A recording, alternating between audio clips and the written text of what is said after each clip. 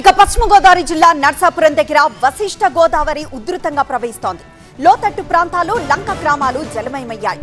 దీంతో ఆయా గ్రామాల ప్రజలను అధికారులు అప్రమత్తం చేశారు. నర్సాపురం, సఖినేటిపల్లి రేవుల మధ్య పంటు, పడవల రాకపోకలను నిలిపివేశారు. యలమంచిలి మండలం కనకాయలంక కాస్వే పైకి వరద నీరు చేరడంతో పడవలను ఏర్పాటు చేశారు. ఆచంట, యలమంచిలి మండలంలోని లంక గ్రామాలను జాయింట్ కలెక్టర్, ఆర్డీఓ సందర్శించి మెడికల్ క్యాంప్, నిత్యావసర వస్తువులను ఏర్పాటు చేశారు.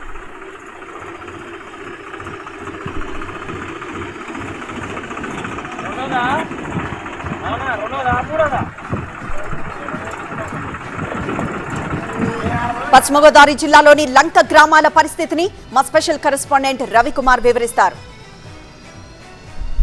గోదావరికి వరద ఉధృతి కొనసాగుతున్న పరిస్థితి కనిపిస్తుంది. ఎగువ నుంచి భారీగా కూడా భద్రాచలం నుంచి దిగువకు వస్తున్నటువంటి వరద నీరు ప్రధానంగా ఏలూరు జిల్లాలో ఏజెన్సీ ప్రాంతాల నుండి వేలేరుపాడు, కుక్కునూరు ఈ మండలాలపైన చాలా తీవ్రమైన ప్రభావం చూపిస్తున్నాయి. దాదాపుగా 28 గ్రామాలకు ప్రజలు ఈ వరద ముంపులో ఉన్నటువంటి పరిస్థితి కనిపిస్తోంది. ప్రధానంగా చూసుకుంటే ఆ కల్వర్ట్లు, కాజ్వేలు వీటిపైకి నీరు చేరడంతో పూర్తిగా కూడా రాకపోకలు బంద్ అయ్యాయి. అధికారిక లెక్కల ప్రకారమే దాదాపుగా 9,000 మంది వేలేరుపాడు, కుక్కునూరు ఏజెన్సీ ప్రాంతాలకు సంబంధించిన ప్రజలు ఈ వరద నీటిలో చిక్కున్న పరిస్థితి కనిపిస్తుంది. లోతట్టు ప్రాంత ప్రజలందరూ కూడా ఇప్పటికే కొండలకి చేరుకొని కొండ మీద వాళ్ళు పునరావాసాన్ని ఏర్పాటు చేసుకుని అక్కడే ఉంటున్న పరిస్థితి. వీరికి కావాల్సిన నిత్యావసర వస్తువులన్నింటినీ కూడా అధికార యంత్రాంగం ముందే అక్కడ అందుబాటులో ఉంచింది. అదేవిధంగా ఎన్డీఆర్ఎఫ్, ఎస్డీఆర్ఎఫ్ బృందాలు కూడా అక్కడే ఉండి ఎప్పటికప్పుడు కూడా ఆ పరిస్థితికి అనుగుణంగా కూడా వాళ్ళు మూవ్ అవుతున్న పరిస్థితి కనిపిస్తుంది. ఇప్పటికే ఎద్దువాగులో ఒక వ్యక్తి వారి ఊరు వెళ్లేందుకు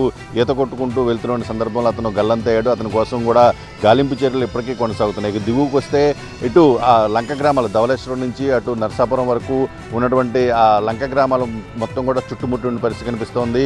మొత్తం నీరంతా కూడా లంక గ్రామాలకు చుట్టుముట్టడంతో లంక గ్రామాల్లో లోతట్టు ప్రాంత ప్రజలందరినీ కూడా అప్రమత్తం చేశారు అధికారులు. అదేవిధంగా వారికి కావాల్సినటువంటి సౌకర్యాలను కూడా అందుబాటులో ఉంచినటువంటి పరిస్థితి కనిపిస్తుంది. అదేవిధంగా ప్రధానంగా రాకపోకలు ఏవైతే ఉన్నాయో లంక గ్రామాలకు సంబంధించి ప్రజలు నిత్యం కూడా సమీపంలోని సిటీలకు వస్తుంటారు కాబట్టి వారికి పడవ ప్రయాణాలే ఆధారం కాబట్టి వాటిని కూడా నియంత్రించారు.